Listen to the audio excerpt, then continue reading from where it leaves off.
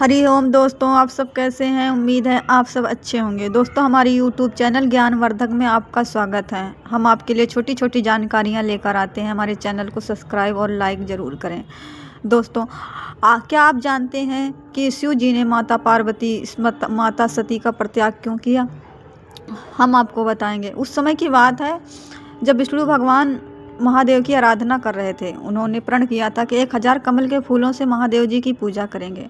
महादेव जी को मस्ती सूझी और उन्होंने एक कमल के फूल को चुरा लिया। विष्णु भगवान 999 फूलों को चढ़ा दिया। जब देखा कि एक फूल वहाँ पे कम है तो वो सोचने लगे और बहुत दुखी हुए। उन्होंने सोचा कि मुझे सब कमल नयन कहते हैं, इसलिए मैं क्यों ना अपनी आंखें चढ़ाकर 1000 फूलों को पूरा करूं। अपनी आंखें निकालकर शिवलिंग पर चढ़ा दिया। ये देखकर महादेव जी के आंखों से आंसू बहने लगे और वो तुरंत प्रकट होकर विष्णु भगवान को अपने हृदय से लगा लिया और उन्हें कहा कि तुम मेरे सबसे बड़े भक्त हो। ये कहकर महादेव जी चले गए।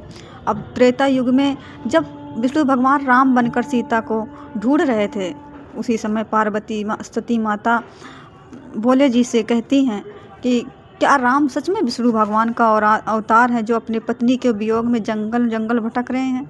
महादेव जी ने कहा, हाँ, ये मेरे आराध्य विष्णु भगवान हैं। पार्वती को संशय हुआ।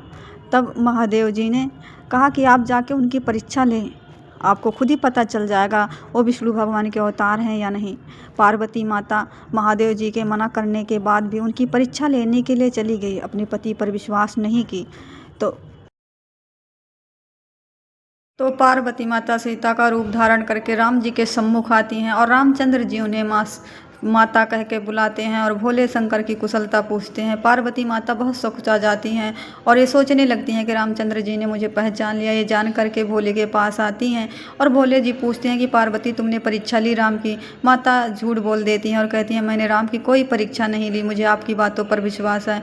प्रभु भोलेनाथ अंतर्धान होकर पार्वती के ली हुई परीक्षा सब देख लेते हैं और उन्हें बहुत दुख हुआ। वो मन मन में ठान लेते हैं कि अब मुझे माँ पार्वती का परित्याग करना पड़ेगा, क्योंकि उन्होंने सीता का रूप धारण करा था, उनके आराध्य की पत्नी का रूप धारण करा था, इसलिए उनका अब पानी ग्रहण नहीं कर सकते, उनका त्याग कर देंगे। क्योंकि जो आराध्य की पत्नी और जो गुरु की पत्नी का भोग करता है वो घोर नरक